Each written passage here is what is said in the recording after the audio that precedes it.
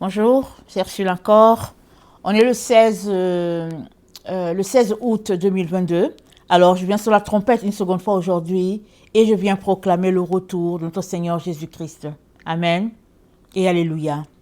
Alors, dans ces temps où nous nous trouvons, où nous sommes vraiment en train de nous préparer parce que le Seigneur annonce son retour et puis la destruction est imminente et on ne sait pas quand ça va se passer, on sait seulement que c'est imminent. Le Seigneur nous demande de nous préparer. Amen.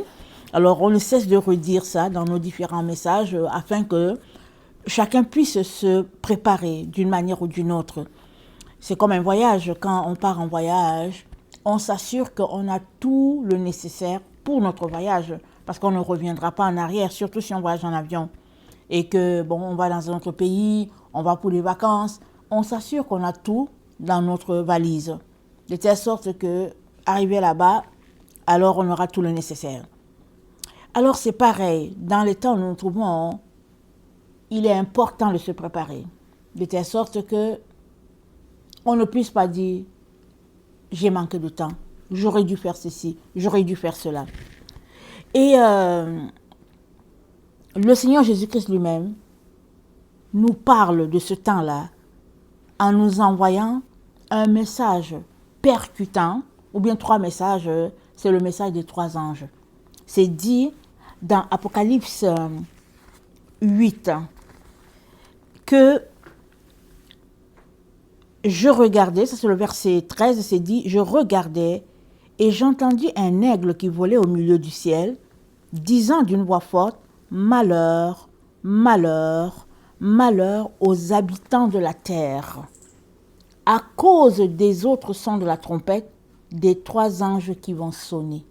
Donc, il y a 3 anges là qui vont sonner la trompette et c'est dit, malheur, si tu es trouvé coupable devant leur message. Il est donc très important qu'on puisse regarder le message de ces 3 anges-là. C'est quoi leur message? Que si tu n'es pas trouvé en règle avec le message de ces 3 anges-là, alors c'est malheur à toi. On va regarder cela. Alors, Apocalypse 14 nous parle du message des 3 anges. On va regarder ça. C'est dit, je vais lire au verset 6. Je vis un autre ange qui volait. Apocalypse 14, verset 6. Je vis un autre ange qui volait par le milieu du ciel, ayant un évangile éternel pour l'annoncer aux habitants de la terre, à toute nation, à toute tribu, à toute langue, à tout peuple. Il disait d'une voix forte, craignez Dieu, donnez-lui gloire, car l'heure de son jugement est venue, et adorez celui qui vit, mais adorez celui qui a fait le ciel et la terre et la mer et les sources d'eau. Amen. Ça, c'est le premier message de l'un des anges. Alors, son message porte sur la crainte de Dieu. Question simple pour toi. Est-ce que tu crains Dieu? Fais-tu partie des personnes qui sont dites des personnes qui craignent Dieu? Ou tout simplement, tu es juste dans la norme? Où te situes-tu par rapport au message de cet ange-là qui dit « craignez Dieu ». Alors, c'est quoi la crainte de Dieu? On a la réponse dans Proverbe. Alors, je nous invite à regarder Proverbe 1, où notre Dieu nous parle un peu de la crainte de Dieu. Amen. Et nous savons que la Bible nous dit le roi Salomon était le roi le plus... Pas le roi, il était la personne la plus sage. Et le roi Salomon, dans les Proverbes, nous parle de la crainte de Dieu. Alors, Proverbe 1, le verset 5 à 16 nous dit ceci. Que le sage écoute, et il augmentera son savoir. Et celui qui est intelligent acquérera de l'habileté. Pour saisir le sens d'un proverbe ou d'une énigme, des paroles de sages et leurs sentences. La crainte de l'Éternel est le commencement de la science, les insensés méprisent la sagesse et l'instruction. Donc, la crainte de l'Éternel, c'est le commencement de la science. Mais ce n'est pas la science qu'on connaît là, ce n'est pas la science qu'on étudie à l'école et tout.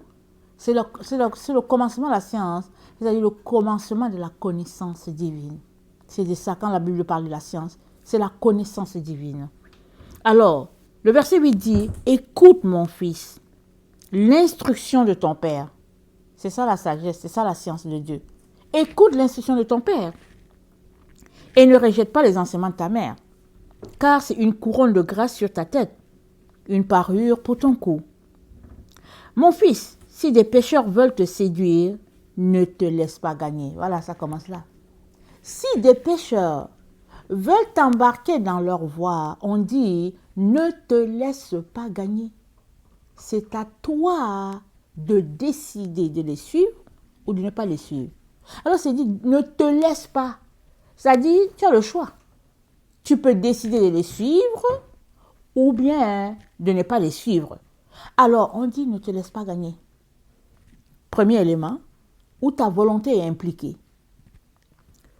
Deuxième point, s'ils te disent, viens avec nous, dressons des embûches, versons du sang, tendons des pièges à celui qui se repose en vain sur son innocence, engloutissons-les tous vifs, comme les séjours des morts, et tout entiers comme ceux qui descendent dans la fosse. Nous trouverons toutes sortes de biens précieux, nous remplirons le butin, nos maisons, tu auras ta part avec nous, il y aura une grande bourse pour nous tous. Mon fils, ne te mets pas en chemin avec eux. Donc, il y a une progression ici. Premièrement, on dit, il faut que tu décides. Le premier élément, c'est dit,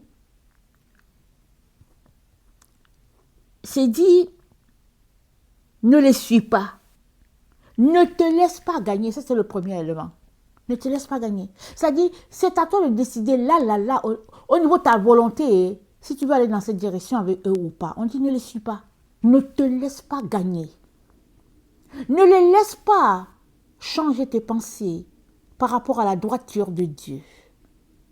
Tu sais que tu n'as pas besoin de quitter ta station pour aller à une autre station pour te laisser gagner. Par le téléphone, quelqu'un peut te gagner. Il peut te convaincre juste à distance. Pour dire oui, fais ceci, cela. La Bible dit, ne te laisse pas gagner. Ça, c'est le premier point. Le deuxième, ne te mets pas en chemin avec eux.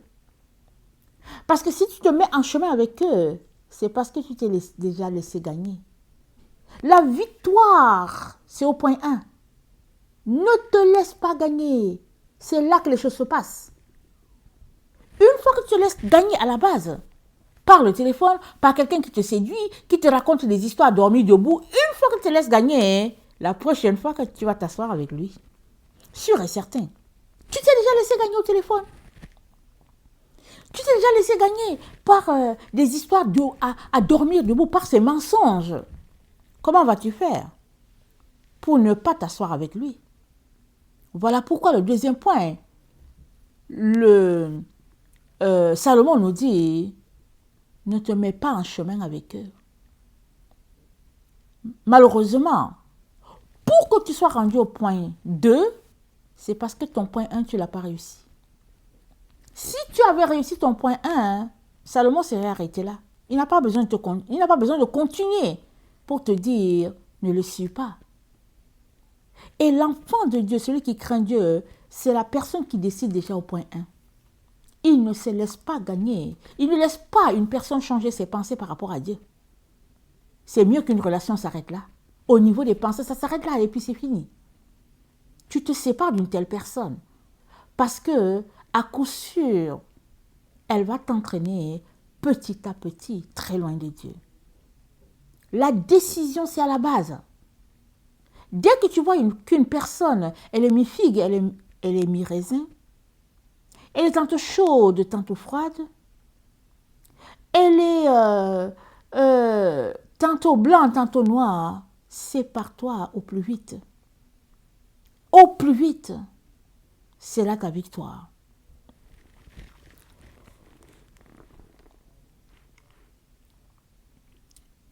car leurs pieds courent au mal, et ils ont hâte de répandre le sang. Verset 16. Mais en vain jette-t-on le filet devant les yeux de tout ce qui a des ailes. Et eux, c'est contre leur propre sang qu'ils dressent des embûches. C'est à leur âme qu'ils tendent des pièges. Ainsi arrive-t-il à tout homme avide de gain. La cupidité cause la perte de ceux qui s'y livrent. Donc voilà. Donc, tu ne te laisses pas gagner. Tu ne te mets pas en route avec eux. Ainsi, tu ne te retrouveras pas sur le chemin de la cupidité. On va juste s'arrêter là. Je pourrais continuer parce que le proverbe 1 est long. Mais, je voulais juste mettre l'accent sur le fait que la crainte de l'Éternel, ça commence à la base. Et la Bible nous dit, c'est là-bas le commencement de la sagesse. Le message de l'ange, il est percutant. Il dit, craignez Dieu. Mais la crainte de Dieu ne va pas commencer au moment du jugement de ces trois anges-là. Parce qu'à partir du moment où on va entendre le jugement des trois anges, c'est parce qu'on est déjà à la fin. C'est maintenant qu'on ne les entend pas encore qu'on doit s'assurer qu'on est en train de marcher dans la crainte de Dieu. Maintenant qu'on est à la fin de la fin, et que ces trois anges-là ne sont pas encore venus avec leur message pour vérifier qui craint Dieu et qui ne craint pas Dieu, c'est maintenant qu'on doit grandir dans notre crainte de Dieu, maintenant où nous sommes. Et la crainte de Dieu, elle commence dès l'enfance. Mais si à l'enfance, on a grandi dans un milieu où il n'y a pas de crainte de Dieu, la crainte de Dieu, elle commence dès tes premiers pas avec Jésus-Christ. Parce que si tu ne crains pas Jésus-Christ, tu ne peux pas l'honorer, tu ne peux pas le servir. Parce que tu sers la personne que tu crains. Tu sers qui tu crains. Si tu crains le diable, tu vas servir le diable. Et si tu crains Jésus, tu serviras Jésus. Voilà pourquoi il est très très important de mettre la barre haute dès le départ pour dire à quiconque n'approche pas. Voici ma ligne, tu n'approches pas. C'est mieux de couper à la base tout de suite. Pas grave si tu es une personne solitaire. De toutes les manières, ceux qui marchent avec Jésus-Christ sont solitaires. C'est des personnes qui n'ont pas vraiment d'amis. Parce que Jésus-Christ est leur seul ami. Et ce n'est que comme ça que tu peux arriver loin et entraîner avec toi un bon groupe.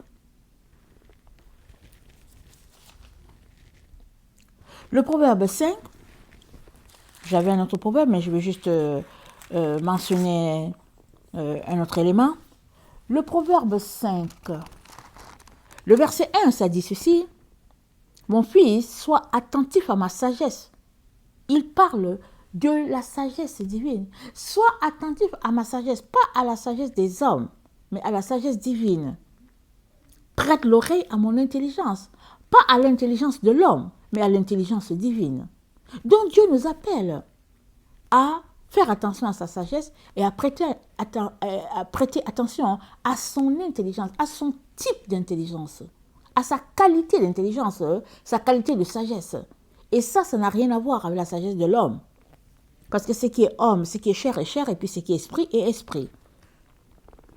C'est dit, afin que tu conserves la réflexion et que tes lèvres gardent la connaissance. Donc, la sagesse de Dieu, l'intelligence de Dieu te donne de garder la connaissance au niveau de tes lèvres. Parce que c'est dit que les lèvres de l'étrangère distillent du miel et son palais est plus doux que l'huile. Mais à la fin, elle est amère comme l'absinthe, aiguë comme un glaive à deux tranchants. Ses pieds descendent vers la mort, ses pas atteignent le séjour des morts, afin de ne pas considérer le chemin de la vie. Elle est errante dans ses voies, elle ne sait où elle va, et maintenant mes fils, écoutez-moi, et ne vous écartez pas des paroles de ma bouche.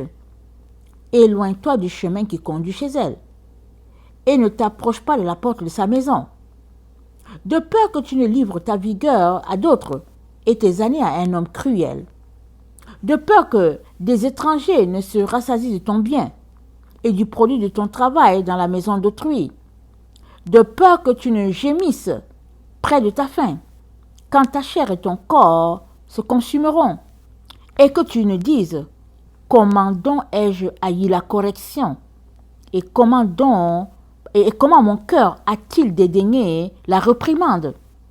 Comment ai-je pu ne pas écouter la voix de mes maîtres, ne pas prêter l'oreille à ceux qui m'instruisaient? Donc, la sagesse divine, elle s'acquiert à partir du moment où tu prêtes oreille à ce que Dieu dit. Parce qu'à la fin de sa vie, cette personne-là qui s'est égarée a dit, comment est-ce que je n'ai pas fait attention à tout cela qui m'instruisait, de la part de Dieu, bien sûr. Mais dès le verset 1, le Seigneur a dit, sois attentif à ma sagesse, à mon intelligence. Donc, notre Dieu a son type de sagesse, son type d'intelligence. Et c'est dès le départ que tu prêtes attention. Mais si tu refuses le départ et que tu veux te rattraper en cours de route, c'est très compliqué. Alors, la crainte de Dieu, c'est le commencement de la sagesse.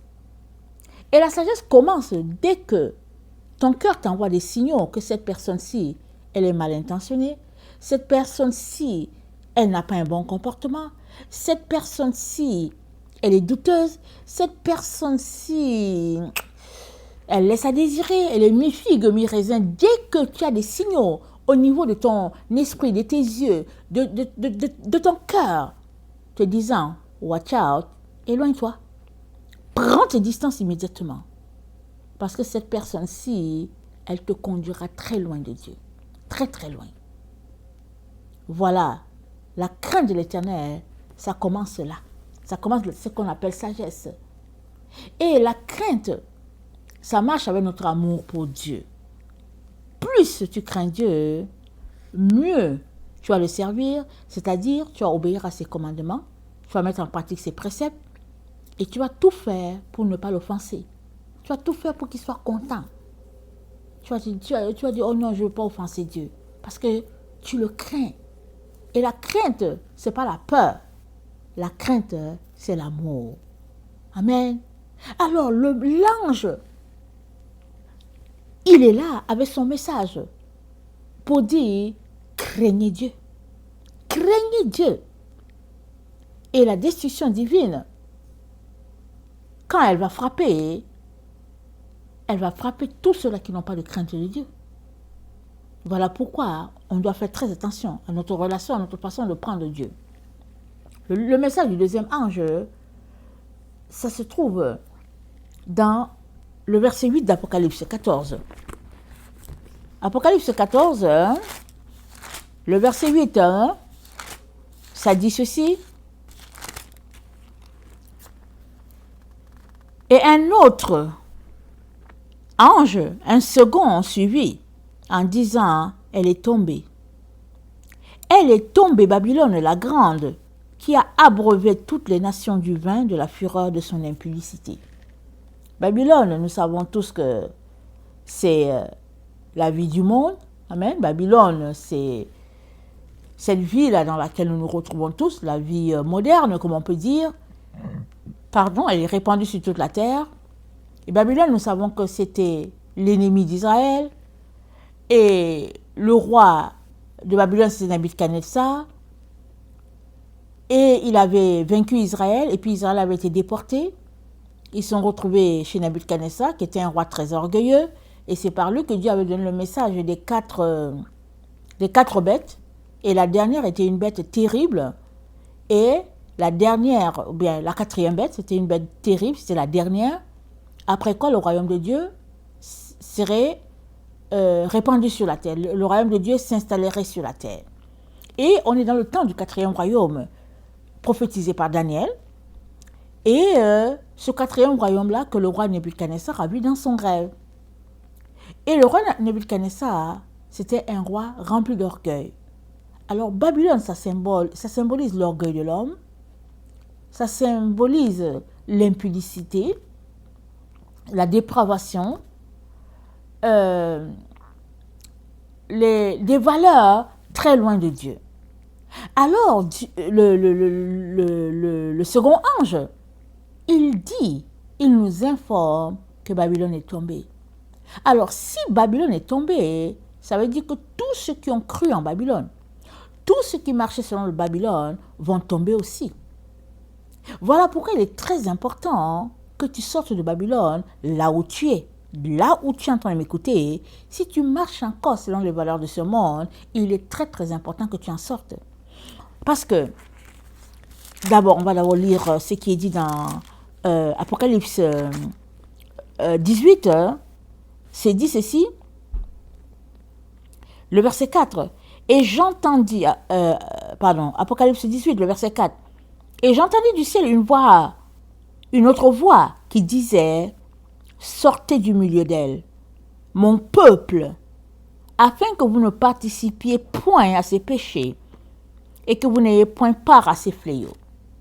Donc, Babylone tombée, si tu es dans Babylone, ta récompense sera aussi fonction de Babylone. Voilà pourquoi Dieu nous demande de sortir. Il nous dit, afin qu'on ne puisse pas prendre part au fléau de Babylone. Alors il dit, ces péchés, le verset 5, se sont accumulés jusqu'au ciel et Dieu s'est souvenu de ses iniquités. Payez-la comme elle a payé et rendez-lui au double selon ses œuvres. Dans la coupe où elle a versé, versez-lui au double. Donc voilà, Babylone sera payée au double de ce qu'elle a fait. Peu importe l'époque, peu importe le temps, peu importe la génération, Babylone sera payée au double. Alors Babylone a commencé avec le roi Nebuchadnezzar et jusqu'aujourd'hui nous sommes au XXIe siècle, on parle toujours de Babylone. La vie à l'occidental, les valeurs de ce monde, la science de ce monde, tout ce qui est teinté de la valeur humaine, de la technologie, tout ce qu'on peut imaginer, tout ce que notre chair valorise et qui s'oppose à Dieu, Babylone, ça c'est Babylone. Et Dieu nous dit de sortir de là. Il nous dit de tourner le dos à toutes ces choses-là qu'il n'aime pas. Et si on traîne, alors il nous dit, le salaire de Babylone sera le même que le nôtre. Alors, le second ange crie. Il dit, malheur à tous ceux-là qui ont choisi la vie de Babylone par rapport à la vie de l'Éternel des armées. Et l'apôtre Jean, dans 1 Jean, je pense, 5, nous dit ceci. Attendez. Il dit, quiconque croit que Jésus-Christ est le Christ... Attendez, c'est pas ça. Attendez, je me suis trompée dans mon test. Attendez.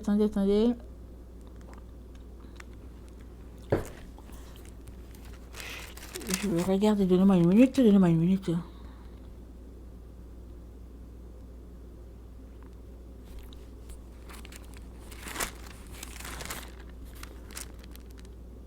Voilà, je l'ai trouvé, je suis désolée. Alors c'est dans 1 Jean 2, il dit, n'aimez point le monde, ni les choses qui sont dans le monde.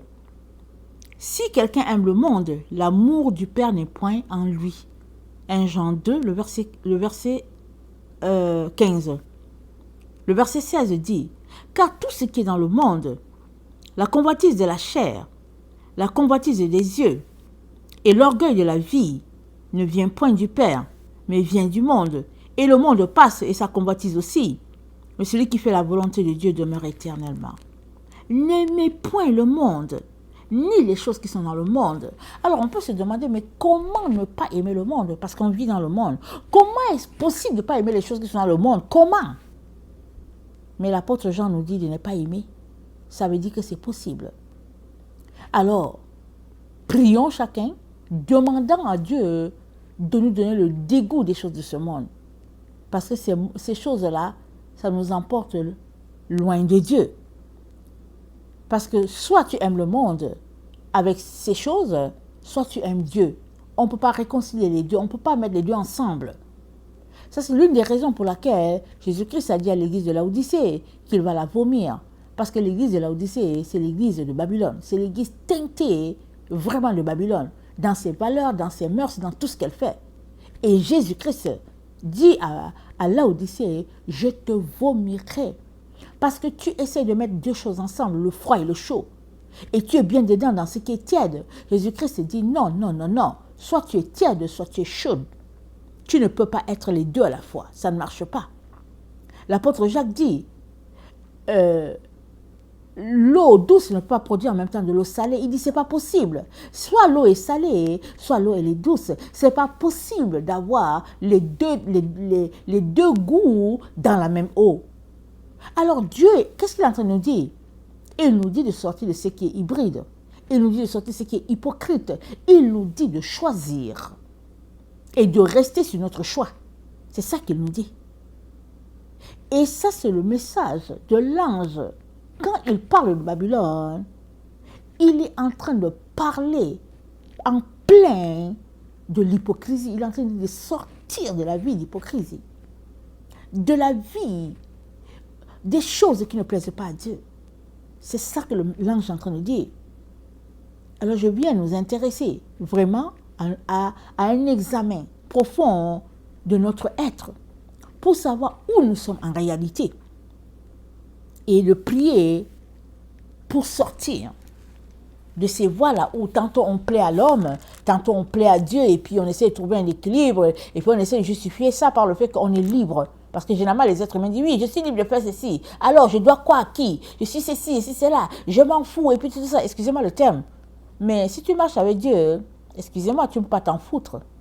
Excusez-moi. Si tu marches avec Dieu, tu es appelé à suivre les conseils de Dieu. Tu es appelé à te tenir de manière droite selon les principes de Dieu. Et puis, si tu marches avec Dieu, tu es appelé à accepter que ton frère et ta soeur te reprennent et que toi aussi tu les reprennes parce que c'est une marche, c'est une famille. Mais malheureusement, on est dans un temps où personne ne veut recevoir aucun conseil, chacun veut faire comme il veut et même chacun dit à Jésus, laisse-moi faire ce que je veux parce que je suis un adulte. Alors, Jésus-Christ nous dit que s'il est notre maître, alors c'est à lui de nous diriger. Et il faudrait vraiment qu'on arrive à ce point-là où on laisse Jésus-Christ gérer notre vie. On est des adultes, mais qu'on le laisse gérer notre vie comme si on était des enfants. Et c'est comme ça que Dieu le Père a géré la vie de Jésus. Et Jésus-Christ a pu accomplir sa mission sur la terre. Et Dieu le Père s'attend à ce qu'on fasse pareil. Amen. Qu'on suive les traces de Jésus-Christ. Amen. Le message du troisième ange, c'est le message pour tous ceux-là qui adorent la bête et son image. Alors, Apocalypse 14, voilà ce que ça dit. Je pense que ça c'est au verset 9. Un autre et un troisième ange les suivit en disant d'une voix forte, si quelqu'un adore la bête et son image, et reçoit une marque sur son front ou sur sa main, il boira lui aussi du vin de la fureur de Dieu, versée sans mélange dans la coupe de sa colère. Et il sera tourmenté dans le feu et le soufre devant les saints anges et devant l'agneau. Et la fumée de leur tourment monte au siècle des siècles. Et ils n'ont de repos ni jour ni nuit, ceux qui adorent la bête et son image, et quiconque reçoit la marque de son nom. C'est ici la persévérance des saints, qui gardent les commandements de Dieu et la foi de Jésus. Donc voilà, le troisième ange nous met en garde contre l'adoration de la bête. L'adoration de la bête et l'adoration de son image. Alors, la bête, je viens le répéter, c'est la quatrième bête du rêve du roi Nebuchadnezzar dans Daniel. Et cette bête-là, c'est dit qu'elle était terrible, plus que les trois premières. Alors, la bête, c'est un pays. Okay? C'est un pays et finalement, la bête a rempli toute la terre. Elle a pris le contrôle de toute la terre. La bête, finalement, s'est mise à contrôler jusqu'à la vie de l'être humain, au point où finalement la bête a inculqué à l'être humain, à l'être humain la technologie. Okay? Au point où la technologie est devenue partie intégrante de l'être humain jusqu'à dans son ADN. Et Dieu dit, là, c'est le débordement. Il dit, ça, c'est vraiment l'exagération totale.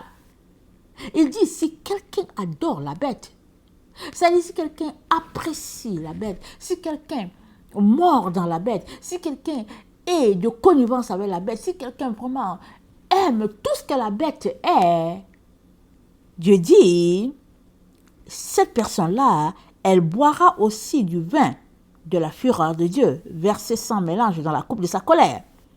Et cette personne sera tourmentée dans le feu et dans le soufre devant les saints anges et devant l'agneau. Et la fumée va monter au siècle des siècles. Et pourquoi précisément devant l'agneau et devant les anges?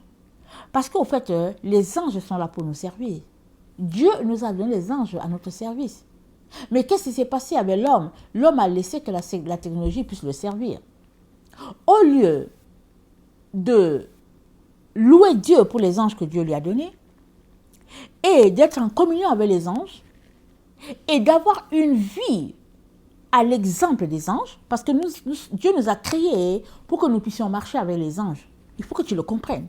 Dieu t'a créé pour que tu puisses marcher avec les anges, pour que ta vie soit à l'exemple des anges, que tu puisses communier avec eux, que tu puisses refléter la gloire de Dieu comme l'ange qui reflète la gloire de Dieu. C'est pour ça que Dieu t'a créé. Et au lieu que ta vie reflète la gloire de Dieu, tu as laissé plutôt la technologie gérer ta vie. De telle sorte que quand on te voit, tu es terne, il n'y a pas de reflet de Dieu en toi, il n'y a que la technologie qui gère ta vie. Ça, c'est la raison, ça, c'est l'une des raisons pour laquelle Dieu dit que de telles personnes, elles vont souffrir, elles seront tourmentées dans le feu, parce que la technologie, c'est l'invention humaine, c'est le matériel. Et nous sommes des êtres spirituels. Dieu nous a créés, il nous a mis dans un corps, pas pour que le corps nous domine, mais pour que tout simplement ce soit un véhicule afin que nous puissions réaliser la raison pour laquelle nous sommes sur la terre. Mais malheureusement, l'être humain s'est servi de la technologie et en a fait, au fait, comment on appelle ça, en a fait son véhicule. Si bien que la technologie a pris la place de Dieu, l'être humain ne parle plus avec Dieu. Et dans les temps dans lesquels nous sommes, la technologie est rendue qu'elle t'aide à réfléchir. Elle dévance tes pensées. Elle te propose des choses. Et il est donc très très important qu'on évite ces types d'algorithmes-là, ces types de suggestions-là qui sont déjà là. Quelqu'un t'écrit et puis au lieu de te mettre à répondre en créant tes propres phrases, tu vas chercher où c'est écrit oui, très bien, merci, et puis tout ça là, il faut sortir de là. Il faudrait qu'on se dissocie de la technologie au maximum et qu'on laisse Dieu être Dieu dans notre vie. Alors, 3 anges qui exercent le jugement de Dieu sur la terre, dans ces derniers temps où nous sommes, ils n'ont pas encore commencé, on ne les a pas encore entendus. Ils n'ont pas commencé. Mais pendant qu'ils n'ont pas commencé, on a leur message dans l'Apocalypse. On sait sur quoi ils vont frapper. Ils vont frapper tous ceux-là qui n'ont pas la crainte de Dieu. Ils vont frapper tous ceux-là qui aiment Babylone et puis ses valeurs. Ils vont frapper tous ceux-là qui adorent la bête. Alors, qu'est-ce que cela veut dire pour toi et moi? Ça veut dire qu'il faut qu'on sorte de là immédiatement. Si on est attaché à ces 3 choses-là, qu'on n'a pas de considération pour Dieu, qu'on est pris dans nos illusions, dans nos rêveries, comme on dit, il est très important qu'on aille devant Dieu dans une attitude de repentance, qu'on lui demande pardon et qu'on reparte sur une base fraîche avec Dieu. Il est très très important. Amen. Alors, dans ce temps où nous nous trouvons en train de mettre les points sur nos i, comme on dit, en train de fermer les portes ouvertes, en train de voir qu'est-ce que nous devons encore améliorer dans notre comportement. Dans ce temps où nous nous trouvons, il est très important que on vérifie, qu'on s'assure que si ces 3 anges-là se levaient aujourd'hui pour commencer déjà à exercer le jugement, il est important qu'on s'assure qu'on ne tomberait pas à subir leur jugement. Amen. Très, très important. Alors, on est dans les temps qui annoncent le retour de notre Seigneur imminent. On est dans le temps où la destruction a été annoncée, vraiment imminente, comme le Seigneur nous l'a dit. On est dans le temps où il nous demande de nous préparer, de nous assurer que nous sommes en train de manger à l'arbre de vie. Et manger à l'arbre de vie, il reviendrait à observer nos 14 communions, les 7 anges du côté du Père terrestre, les 7 anges du côté de la Mère terrestre. Et il est très important que on puisse prier sans cesse.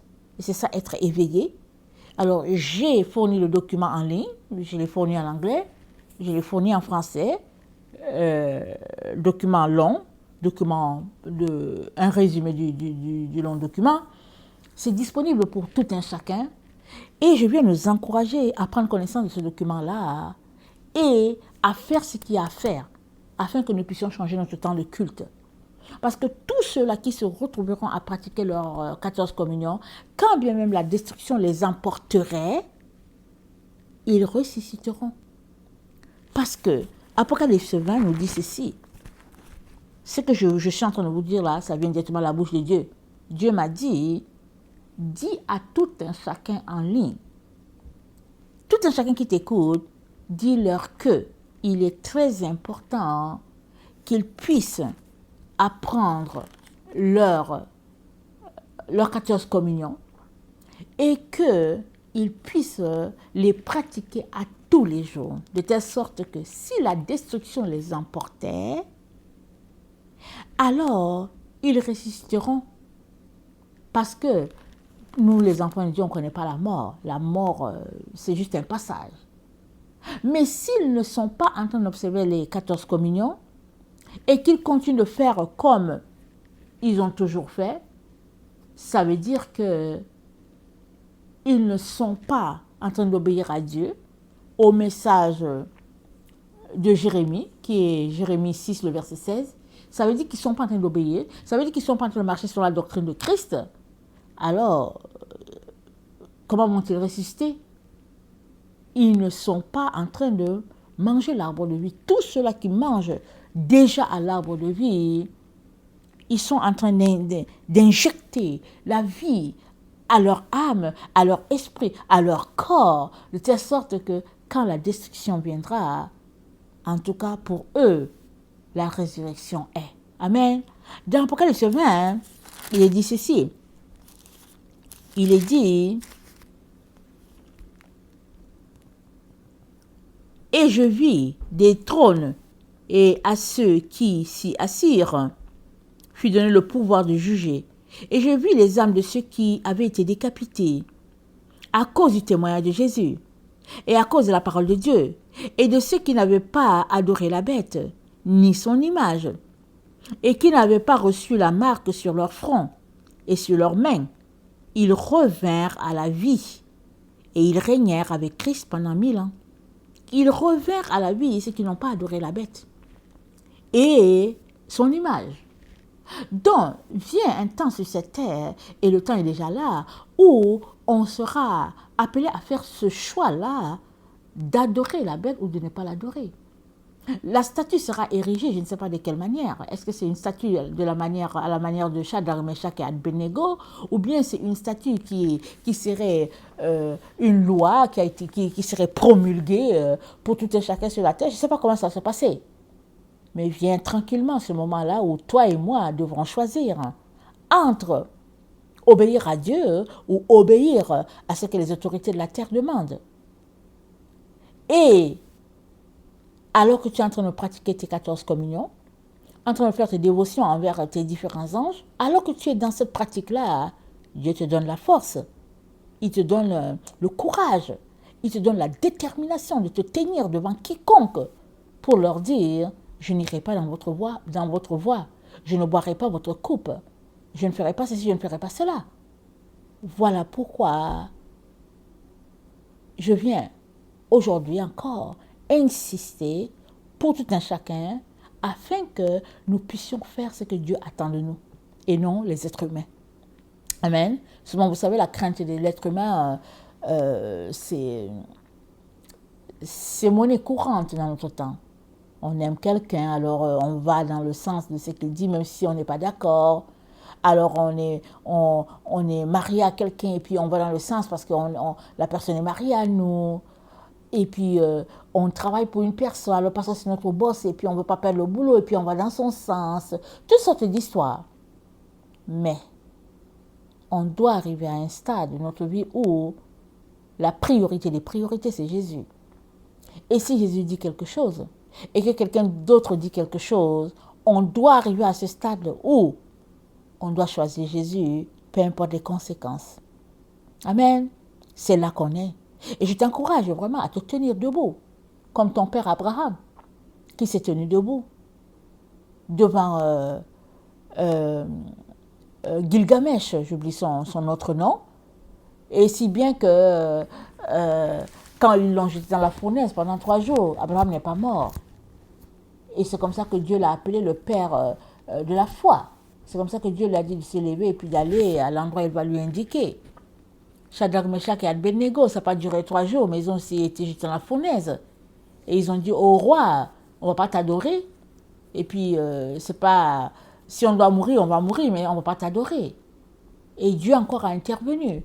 Et notre Dieu s'attend à ce que ses enfants aient ce type de foi-là. Et pour cela, nous avons besoin de marcher sur le chemin des anciens. Nous avons besoin de pratiquer ce qu'ils ont pratiqué. Nous avons besoin de nous tenir devant ce Dieu-là et lui rendre honneur et hommage. Nous avons besoin de rendre honneur et hommage à notre mère terrestre. Amen. Dieu s'attend à cela de chacun d'entre nous. Que le Seigneur bénisse sa parole. Je vous aime beaucoup et Dieu davantage. Maranatha, Jésus-Christ revient.